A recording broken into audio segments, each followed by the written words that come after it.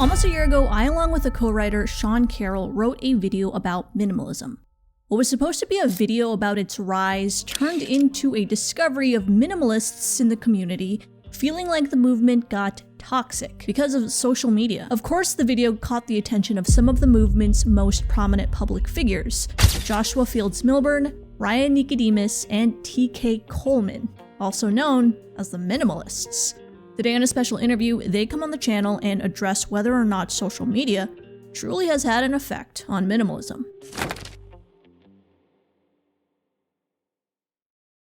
Hey guys, it's Donna. Now, today's video is an interview based on this video here. If you haven't seen it yet, check it out before this one. Regardless, hope you enjoy. All right, so today we have a very different video for you as I am joined with some special guests. You may know them from hit Netflix documentaries Minimalism, a documentary about the important things, and The Minimalist Less Is Now. Their podcast, The Minimalists Podcast, has over 1 million downloads. Please welcome Joshua Fields Millburn, TK Coleman, and Ryan Nicodemus. Howdy. Hey, thanks for having us. Cheers. Before we kind of jump into the weeds of the video, if you had to give a short description of minimalism to someone who's never heard of it, how would you do that? And what is your personal relationship with it? Well, I mean, you know, the sexy answer is minimalism is the thing that gets us past the things so we can make room for life's most important things, which, you know, aren't things at all. But, you know, in the spirit of that, you know, we have I don't know, over 300,000 items in our homes on average in the United States. And because of that, there is this tool that can kind of help people sort through that. For me, what it means to me is, yes, it helped me clear the clutter. I got into minimalism because I had a lot of debt. I had a lot of stuff. My life was very chaotic. And it did start with the stuff. But for me, it just goes into so many more things. Things that really help me get clear on what I use all my resources on, my time, my creativity, and my money, everything. So for me, it's really helped me to get clear on how to use those resources. Yeah, the way I like to put it is I say minimalism is not scarcity, it's abundance healthfully expressed. For me, minimalism isn't about asking from some sort of religious or obligatory sense, how many things can I own in order to be a good minimalist? Minimalism is about asking yourself, how can I create or clear away the space to live the kind of life I truly love? And so minimalism is really about identifying what it means for you to be happy, what it means for you to be successful, not giving that control to anyone else to define, but then you orienting your life around your preferences, your priorities, and your principles, and establishing a relationship to stuff that moves you in that direction. You know, for me, minimalism started with the stuff at a really critical time in my life. My mother died, my marriage ended both in the same month, and I started looking around and beginning to question what had become my life's focus. And I realized I was so focused on success and achievement. And in our culture, that's communicated through the acquisition of trinkets. Look at me, I have all of these things. It shows how successful I am, which is true. I may have been successful, but I was also a failure because those successful things didn't make me happy. In fact, they often did the opposite. They brought me stress, anxiety, overwhelm, discontent. But when I say minimalism starts with the stuff for me, minimalism as a lifestyle at least, I think it's important to point out that minimalism, while it starts with the things, our material possessions are a physical manifestation of what's going on inside us. So if I have a lot of clutter in my home and a lot of clutter in my life, it probably means I have other types of clutter: mental clutter, emotional clutter, psychological clutter, spiritual clutter, calendar clutter, career clutter, information clutter, digital clutter. And so for me, it's never been solely about the material possessions. Getting rid of the excess things helped me identify all of these other types of clutter in my life. I want to add one thing because I didn't give any story, but this will be super short. I wasn't part of the launch of minimalism or the creation of it or the popularization of it. Josh and Ryan have been doing the heavy lifting, doing this work for about 12 years. And I joined the Minimalists about a year ago. And I've never really identified myself as a liberal, as a minimalist. I've never really really had a philosophy where I attach myself to labels.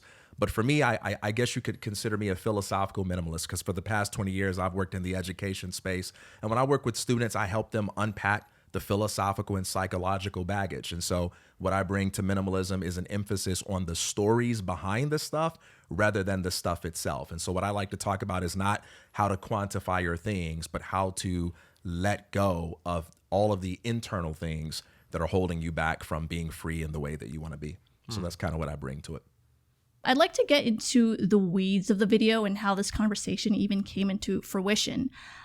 So apparently you guys saw our video called How Minimalism Got Toxic, The Dark Side. And I love that you guys are willing to address this video.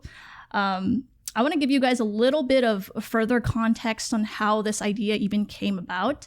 So actually, this video wasn't supposed to be so negative.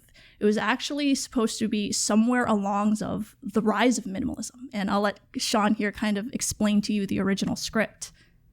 Yeah, I'm going to give a brief kind of conceptual narrative of where it was going at first.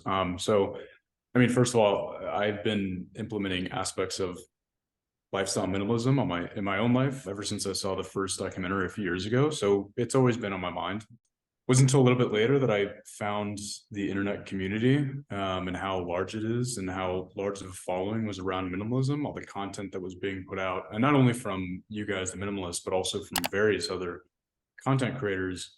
So looking at this momentum, I started to wonder, like, why minimalism and why now? And especially given the context and like the historical development of minimalism, which has been kind of developed throughout the centuries, beginning with more spiritual movements like Christ or Buddha or people like that, all the way through 19th century philosophers like Henry David Thoreau.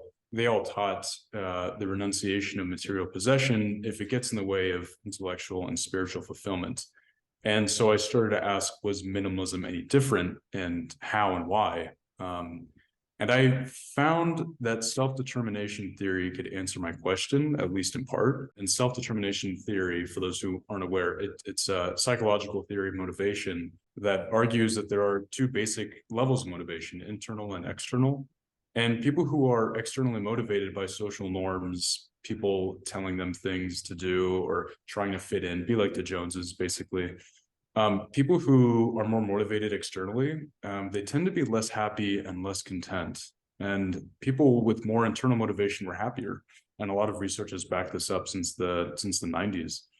And minimalism, it seems to me, to teach this ethic of internal self-control, internal self-verification, validation, and above all, self-determination. And during this research, I was sifting through some articles on various journals and newspapers, and I found that minimalism as a movement seemed to spike somewhere around 2008 to 2009. So I made the connection that maybe it was that many people found that when they invest their identity and emotional life into things, and those things are suddenly taken away without any of their control, maybe people start to turn more and more inwards, and they found that minimalism was maybe an expression of this deeper, what self-determination theory would call an internal locus of motivation. So that was the original conception. Is I was kind of going to track this from like mostly Henry David Thoreau, but some people before him throughout the 20th century, different iterations of it. And there's some really interesting iterations from like the 60s and 70s that are not coming to me right now. And then the crisis of 2008, 2009, the crisis of material well-being, and how that's kind of led to the current popularization of it. We had this video, this beautiful story all laid out, all edited, all ready to be uploaded on YouTube. And then I decided, you know what, this video needs a little more punch. It needs sound bites of minimalists starting their journey to explain the rise. And so I would type in YouTube 2015, 2016 minimalist vlog or minimalism. And so I would find these videos of these individuals starting their journey. And the weird thing was, when I would find these videos, these same individuals had recent uploads almost criticizing the movement. And those criticisms went from, I am no longer a minimalist, to I am still a minimalist, but I have changed a few things. And there are even videos like people are doing minimalism wrong. So instead of this story of this rise of minimalism, it transformed into this investigation of why are people feeling this way? And it all happened around the same time, the last couple of years even. So it changed into this entirely different story. So I'd love to know your thoughts on this. Is this something you've noticed? And what do you think this is a reaction to? Yeah, a lot of interesting things to unpack there. You know, the first thing I want to say is we were in a conversation earlier where someone was asking a question about having a bunch of artwork and having a bunch of creative projects they're involved in, and whether or not that is something that's compatible with minimalism. And one of the things I said in that conversation is, I think it is, but suppose it were not. Even if it wasn't compatible with minimalism, if you ever reached a place in your life where your creativity was incompatible with minimalism, please throw out the minimalism and hang on to the creativity, because that is what makes you authentically human. It's not your loyalty to a label, but it is your commitment to the authentic and playful expression of the creative energy that is you. And so I think that's an incredibly difficult thing for people to accept, however, on all sides, because that's not very marketable, you know, and the incentives are such that people are inclined to create dependency on them and their advice and on their movement and so on. And when you encourage people to be guided by the light of their own reason, their own intuition, their own capacity for critical thinking, well, that puts you at risk, right? You might not be able to make your living on advice, and you actually have to have a little faith in your life and your ability to adapt to that. But that's the healthiest way to go. But the economic incentives are such that people are often motivated to do the opposite. Second thing I'll say, there are two things that you'll never be able to stop about human beings, no matter how hard you try. Number one, you'll never be able to stop the emergence of communities. Human beings will always find it meaningful to connect with one another over common values and convictions that they share. The second thing you'll never be able to stop is the moment these communities form, pettiness will emerge, because human beings are petty, and the same communities that are formed to uphold values will become a basis for other people being turned off by those values. You've seen it in the history of every religion, every philosophical movement. We can't stop it. You can't stop it. Nobody can stop it. And the unfortunate reality is that every philosophy, once it impacts enough people, it becomes the basis for its own demise, because in order for a philosophy to grow and become popularized, and in order for the movement to spread, well, that means petty human beings, just like us, you know, that we're going to ruin it for someone else, because each of us is someone else's reason for not being a part of some community or other, because we've all got someone looking right at us being like, I would never want to be a part of anything that you're a part of. And that's going to play a role. Third thing, there's something that I call the paradox of perverse incentives. Anytime you have a positive trend, there's not only the perverse incentive to gamify it by creating coffee mugs and t-shirts and brands of vodka to capitalize on people's craving for that trend, but there's also going to be a market for the dark side of that trend. You show me anything positive in the world, and I can guarantee you there's a market for the dark side of positive thing X. If Jay-Z has a new album and is inspiring a lot of people, well, let me tell you about the dark side of Jay-Z. Let me tell you about what it's actually like to work with Leonardo DiCaprio. You know what I mean? Like anything, because there are always going to be people that are interested in the toxic stuff, the dark side of stuff. And so you have all of these different things coming together. Here's the last thing I'll say.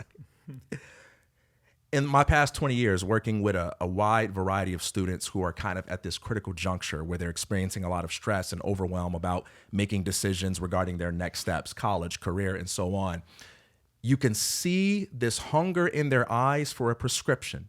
Someone with confidence and experience, please tell me what script I need to follow, what things I need to do in order to know I'm going to be okay. And you can see the market for this when you see all these articles. Now that I've turned 20, let me tell you the 17 things I wish I knew when I was 17. If I wrote an article called, here are some questions we can all ask to improve our marriages, nobody's going to read that boring article. But if I wrote an article on the 7 things you're doing wrong right now that's going to cause your spouse to cheat on you in 5 years, everybody's reading that article, even though they all like to pretend like they have some sort of sense of integrity that makes them above that article. That's the article that they're clicking on because that's how the game works. Now, I'm not saying that I write that article, but this is the kind of market that we're in. These are the kinds of incentives that govern people, that influence them.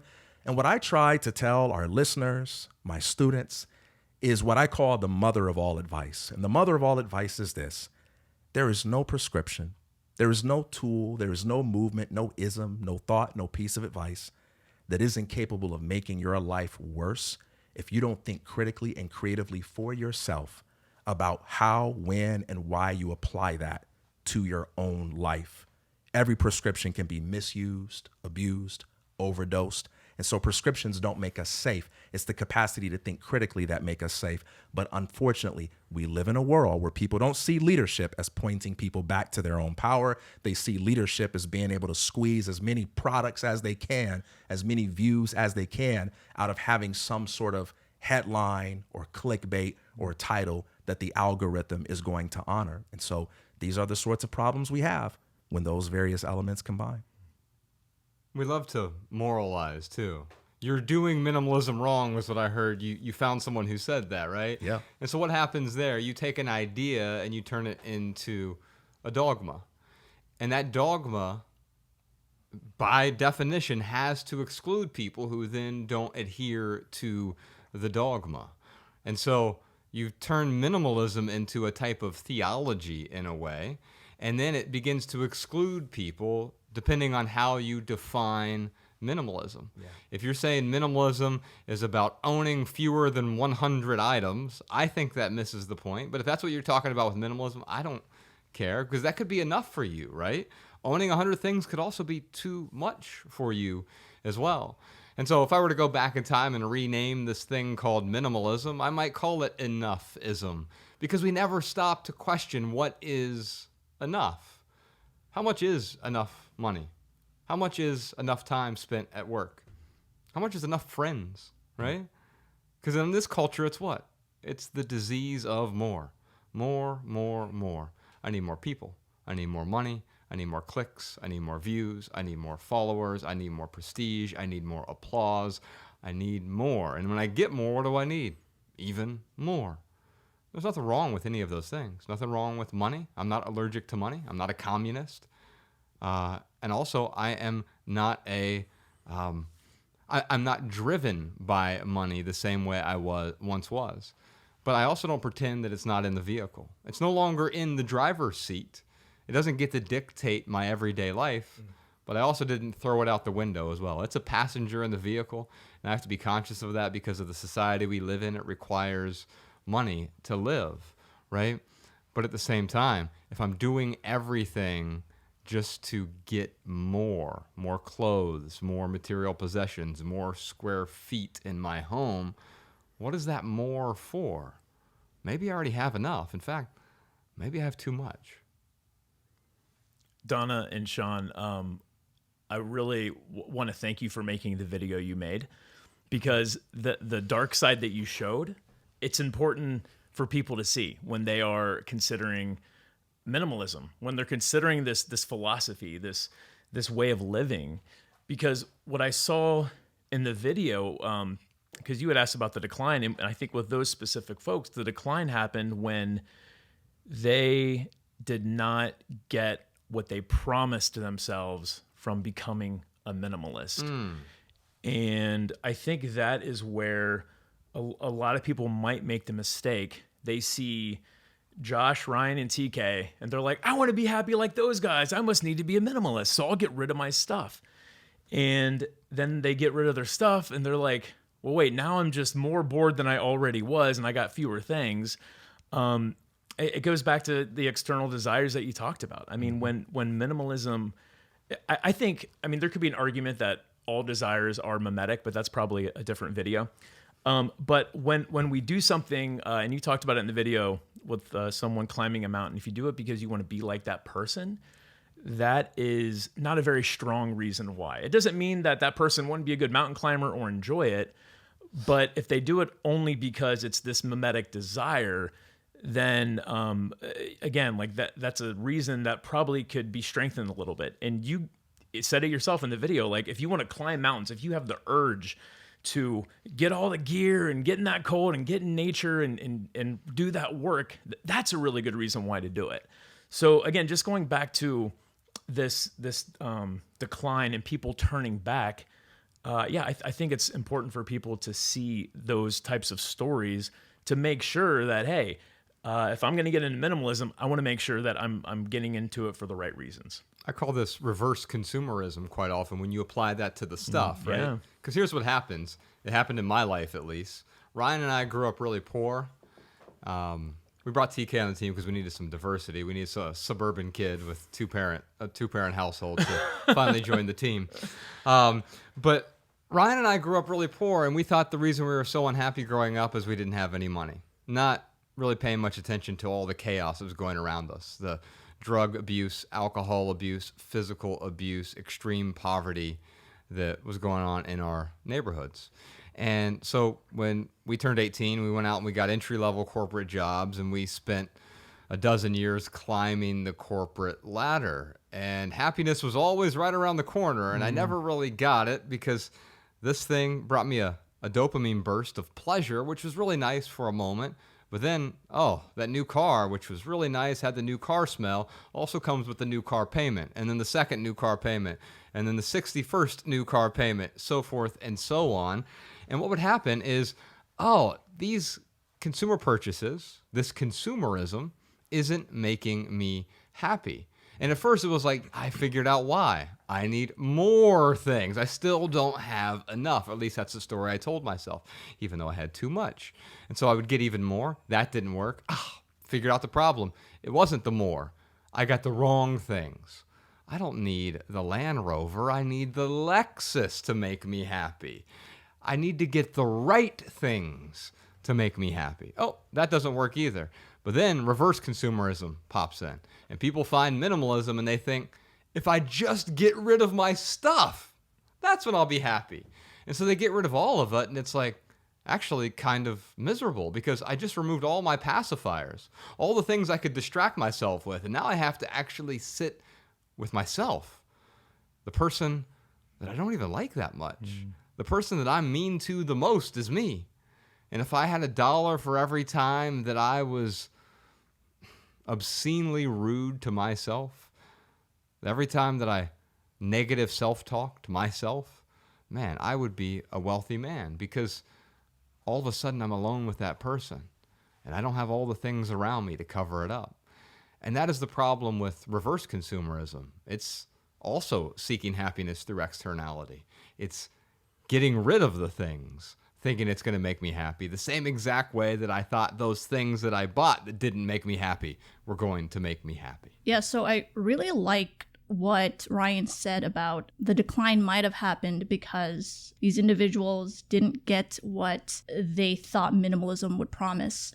And so that really touches upon the core argument of our video in that a lot of these individuals weren't so much frustrated with the core values of minimalism, but it seemed like I saw this pattern where they seemed to be more frustrated at this new evolved image of minimalism when thrown into the context of something like social media. And that new image usually, and it's not just with minimalism, it's really any message thrown into this framework, but that new image is something that is the more extreme version of it. So entrepreneurship, for instance, isn't just entrepreneurship on social media. It's hustle culture. It's this sleep is for the weak mentality. It's this, I gotta wake up at 4 a.m. And I think for minimalism, that new image looks like, even though it's not the reality of it, but it looks like the individual living on almost nothing, the individual having these living spaces with these beautifully aesthetic kind of furniture and airy, spacey designs. And a lot of what I saw in those videos were individuals feeling pressured to conform to that new image. So I guess my question to you guys is, do you guys have any thoughts on this? And have you ever felt pressure to conform to this new painted identity? As the one of the trio who finds the most value in aesthetics, and I really find aesthetics are important, but I do think you can fall into a trap where they become the most important thing. And then what we do is we will put aesthetics above, not us as the minimalists, but we as a society will put aesthetics above meaningful, purposeful creativity, or just living a life of purpose. In fact, the aesthetics can become a type of clutter. Why? It's because it becomes an expectation. The funny thing is, when you see a lot of those images that you had in the video that are online, my house actually kind of looks like that. It's pretty stark, it's pretty barren, but you don't see any pictures of my house on my Instagram feed, or because I'm not trying to say you should live like this. I'm not doing that for me. I barely ever have company over. It's just me and my wife and my daughter. And it's a relatively stark existence, minus my daughter's room. But I do it for me because it is a calming space for me. Aesthetically, it makes sense because I want to come home to something that is calm. However, I think that having that space for Ryan, for example, might stress him out. And so I don't prescribe that to anyone, but I do recognize that what is the commonality here? With minimalism, the bones are the beauty. When you strip down something to its essence, that's when you're able to identify what is truly beautiful. When's the last time you went to a museum, right? They have a bunch of paintings. They're not all out at once. I was at the Broad in downtown Los Angeles recently, and as you're going down the stairs after you exit, you get to see a window into their collection, and they have all of these paintings that aren't on display. And so what happens?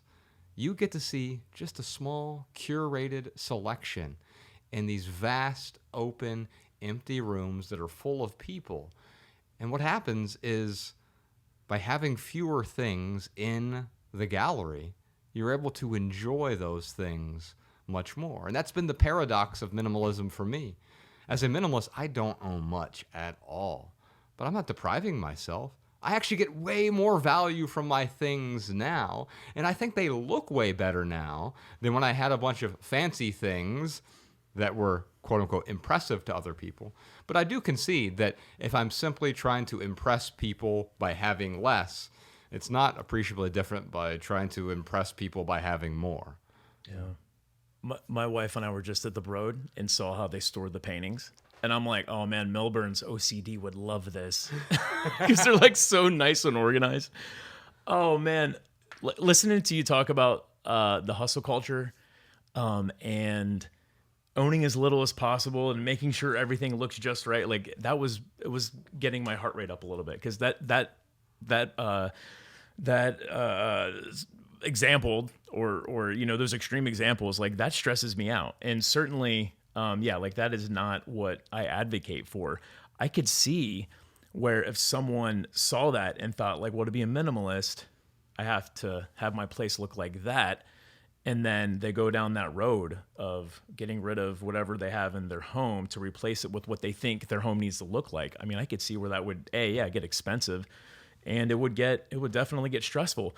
I think what happened though, when you see those homes, the algorithm supports the aesthetic.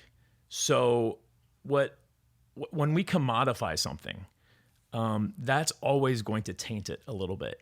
And I think that is what happened, and that's why minimalism started to look a certain way, is because the algorithm encouraged it.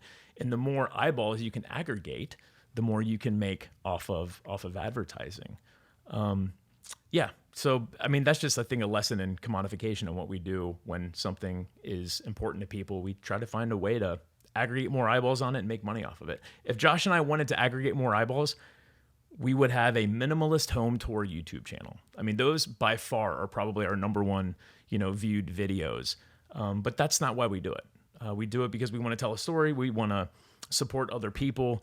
We're not just in it for the eyeballs. Yeah, and I don't really think ideas die. I think the trends that create temporary spikes in interest are what dies. And every idea goes through that kind of life cycle. For anything that you might believe, for anything that you might be interested in, there's a kind of stable, group of people who just sort of resonate with that sort of thing. But then every once in a while, everyone's going to get their 15 minutes, right? There's going to be some news story, some trend, some happening, some scandal that happens, and there's a spike of interest in that thing. And if you see that drop in a spike as a kind of death or something to be afraid of, then you might be a victim of the algorithm. You might be a victim of playing yourself by orienting your life around trends and fads and what's hot right now. But usually when you lead your life by conviction, when you lead your life from within by doing things because it's interesting to you, when those spikes come and go, that doesn't really change anything for you. The other thing I'll say is one of the hardest things in life is coping with the fact that for any belief you have, for any lifestyle you have, there are going to be people who claim to support the same thing, and they're going to be utterly embarrassing to you, and they're going to be the kind of people that you would never want to associate with. Every one of us has to deal with that. There's someone out there right now who shares your political views. They share your same opinions about religion and about music, and they are embarrassing to you because they don't represent or reflect your values on other important things. And I think if you try to involve yourself in the business of policing minimalism to keep people out of the community, making yourself the Pope of minimalism who excommunicates people because, well, they're not behaving or following the rules like you do, you're either going to become a cult leader or a cult follower, and you're just going to make yourself miserable. What I do myself is the same thing I encourage other people to do, and that is forget about the labels for a minute, take a break, connect with human beings whenever it feels good to connect with them. Take what's useful from any movement and every movement as long as it makes you a better person. And when it ceases to be so, let it go. And if there's someone engaging you in a way that's toxic and unhealthy, take a break from that community, even if it's a minimalist community. And also have compassion for those people as well. Yeah. For they know not what they do, right? I was at the mall today. My phone broke, and so I had to take it into the phone store there. And I hate going to the mall. I used to run a bunch of retail stores, so I just never liked going to the mall anymore. But I especially hate it now because every time I go to the mall, hey, minimalist, what are you doing at the mall? And I have to pause and say, forgive them for they know not what they do. Because the truth is, this person's misunderstanding what minimalism is. Now, I wasn't at the mall to be on some sort of shopping spree, but let's say I was there to buy a t-shirt or to buy some jeans or to buy some shoes. I don't need to apologize for that. I'm not against consumption. I'm anti-consumerism. Consumerism is the ideology that buying things is going to make me complete or happy. Consumption is something we all do. We all need some stuff, right?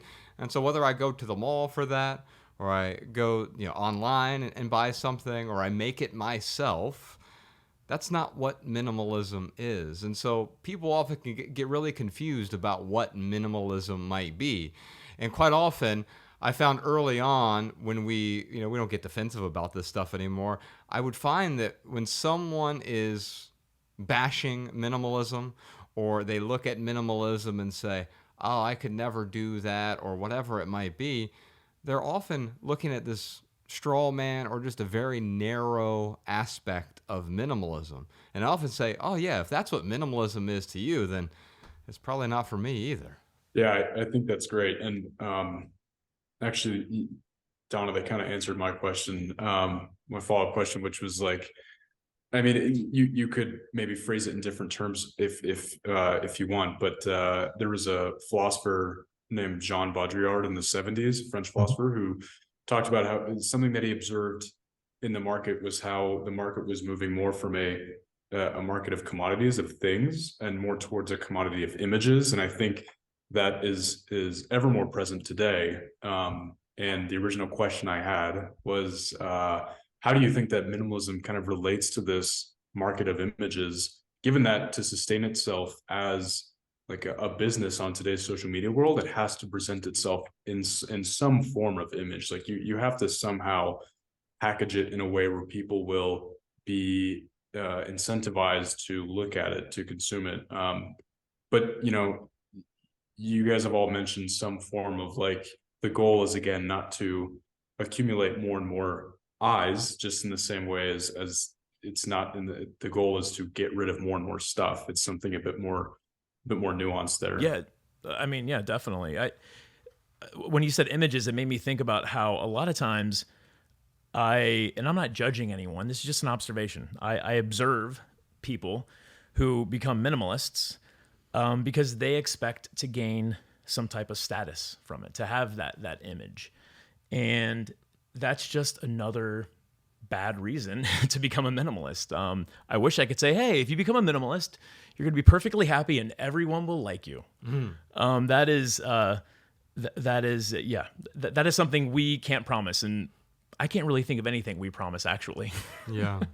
Yeah, you know, what's funny about the whole image thing, yes, this is driven, however, by major multinational corporations, and I'm not anti-corporation, but it's driven through this culture that we've set up of advertising. It's the reason we don't do advertisements on our podcast. We've never put an advertisement on our YouTube channel, either one of our YouTube channels, so it doesn't matter to us. We're not incentivized. If someone watches our video 1 million times, I get paid the same exact amount of money as if they watched it one time, right? And it's because what we're looking to do here is, and by the way, it's not a moral stance on advertising. I don't think advertisements are immoral. I just think they're kind of gross. And if I'm walking down the street and I see someone puked on the ground, I'm not going to step in it and start playing with it. And that's how I feel about advertisements. I don't want to play with that because I find it to be gross, and I find that it ruins the things that people create.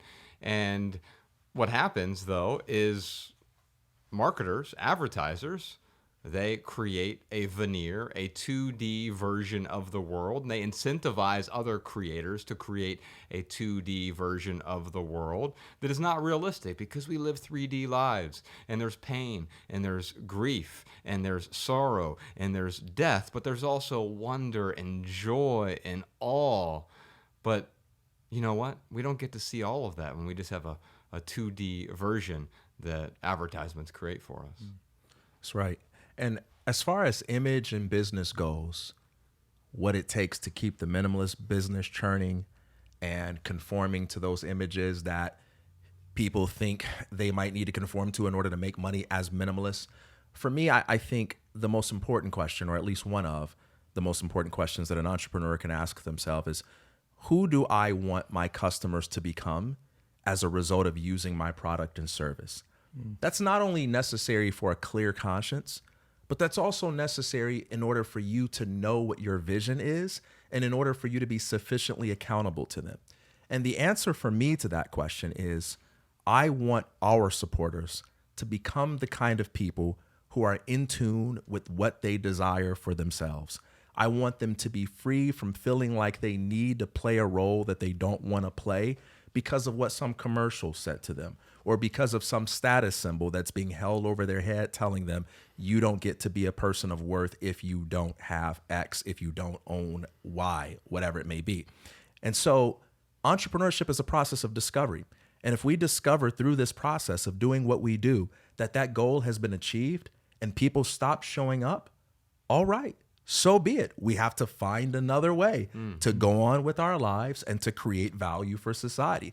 And that's our problem, right? And I don't even think that's a problem. I think that's an opportunity. As human beings, we have to always be willing to evolve and figure out ways that we can serve others in a way that makes constructive, creative use of our own gifts, talents, and develop skills and so on. And so that's kind of my philosophy on the minimalism business. And one of the reasons why we work the way we work is because we don't condemn people who take advertisements. We don't condemn everybody who runs an ad as evil.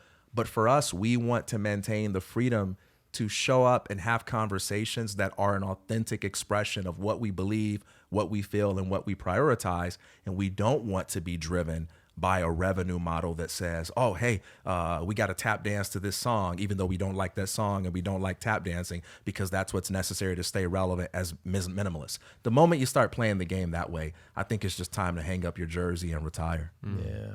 Play a different game. Yeah. Made me think about how when we first sold our first book, it was like the very first book tour. It's the second stop. And we did these little meetups where, sometimes 8 people would show up. Other times it was only 2. But we never got shut out. That's right. But, someone had asked a question, and we were at this coffee shop sitting in a circle, and we were just, having a conversation. Someone asked a question, and I'm like, I'm going to give you a high-level answer to this, but there's like a more detailed explanation in our book, but I'm not trying to sell you our book. And I was just like really trepidatious with being like, hey, we have a whole chapter about this that you could read and get a way better answer than what I can give you here in, 10 or 30 seconds. And he looked at me and he was like, dude, do you believe in what you're doing? And I'm like, well, yeah, of course I do.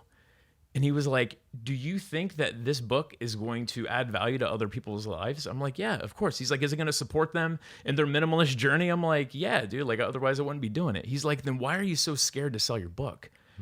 And I think in that moment, I realized that in a way, every single one of us are selling something. And the question is kind of what TK was talking about. It is what you're selling, but it's also like, why are you selling it? Yeah. And who are you selling it to? And those are some really valuable questions when we kind of look at it from that entrepreneurial aspect that TK was talking about. So to TK's point, we could do a couple tap dances that, they'll stick with the metaphorical tap dances that would aggregate more eyeballs. And yeah, I mean, that would be the home tours. We could, we could get religious, and like try to pick up, those eyeballs. But when we produce something or when we create something, really what we're asking ourselves is, well, I'm asking myself like, hey, what did 25-year-old Ryan Nicodemus really need to hear? It's not, hey, Josh, how many views did we get last week on that thing? Maybe we could do that again and double, or we'll put a different spin on it. So yeah, I love what you're talking about, the entrepreneurial aspect of it, TK.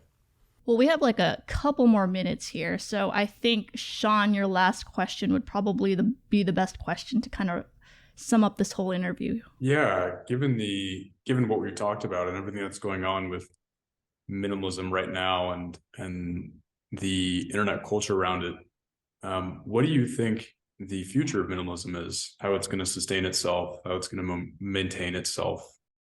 People often call into our podcast, and the questions about the stuff are rarely about the stuff.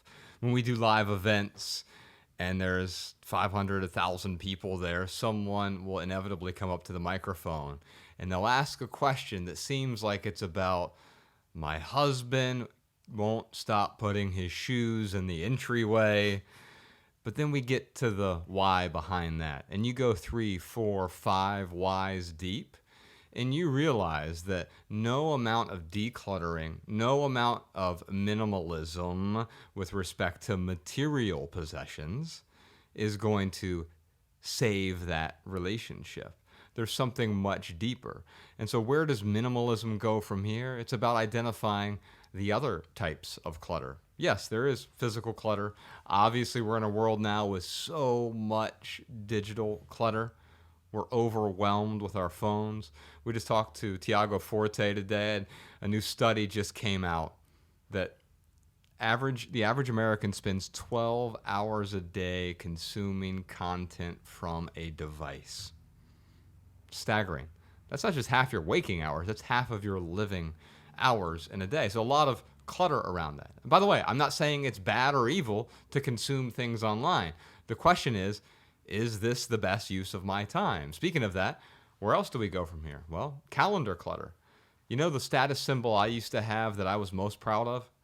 I'm busy. Oh, how you doing? Oh, I'm just so busy, right? Look how important I am.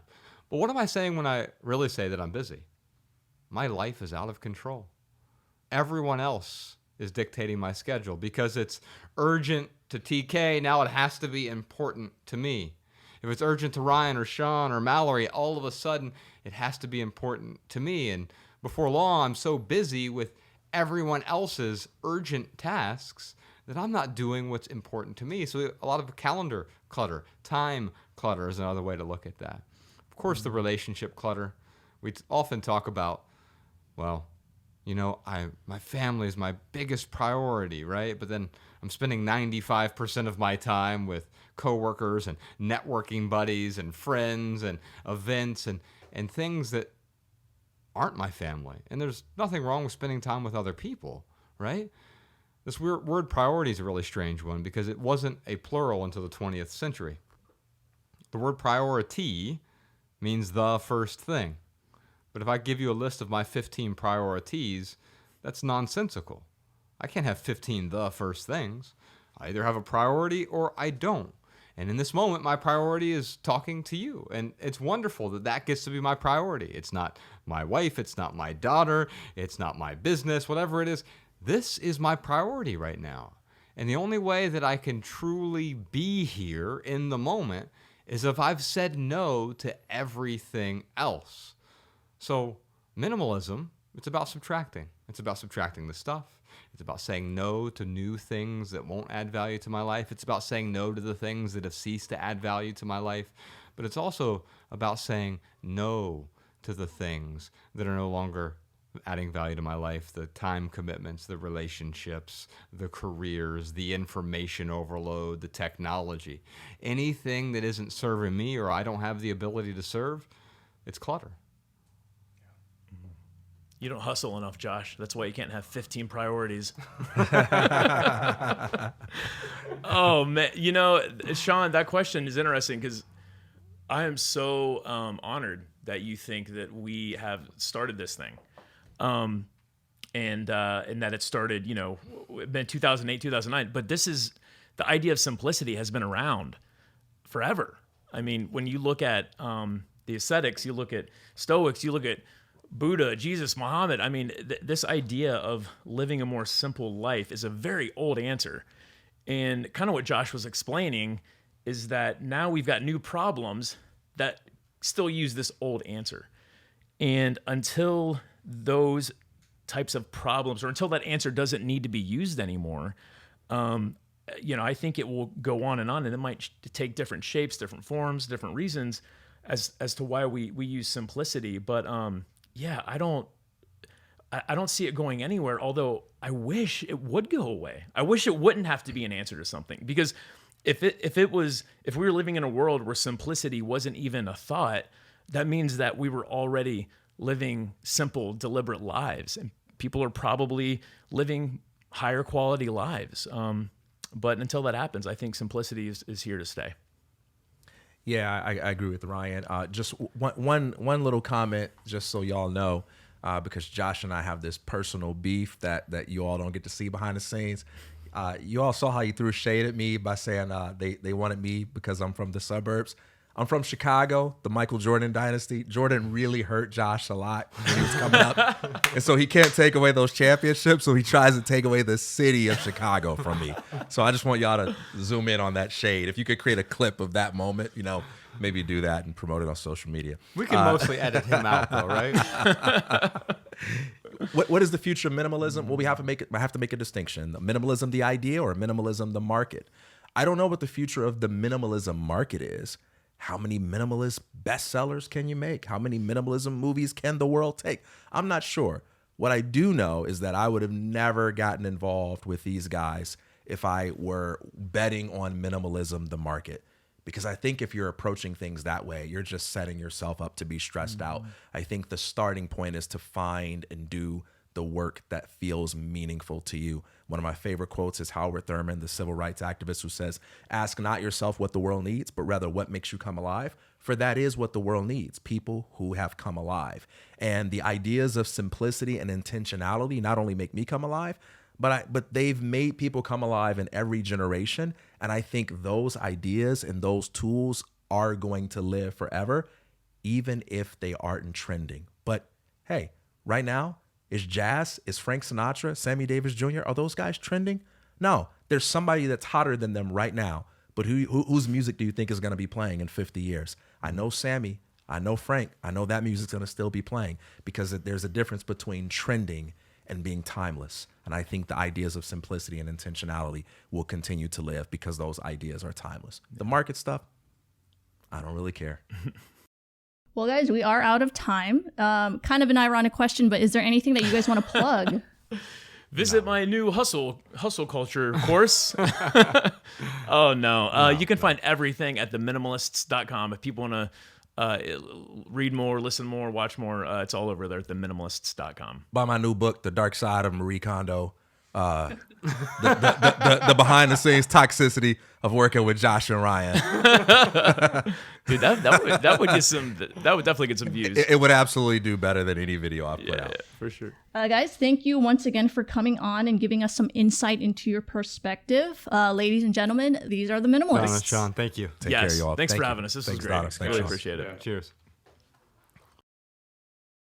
Okay, guys, so I did only have a 1 hour time slot for that interview, and so there were so many things that I just didn't get to ask, mostly pertaining to their business and if they think there was any kind of discrepancy between it and the philosophy of minimalism.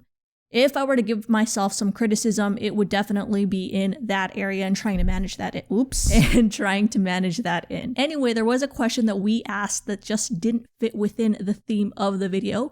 And that question was about Marie Kondo. If you want to see their thoughts on her, go check out the Patreon. But other than that, that's the end of the video. I will see you guys next time. Stay psyched.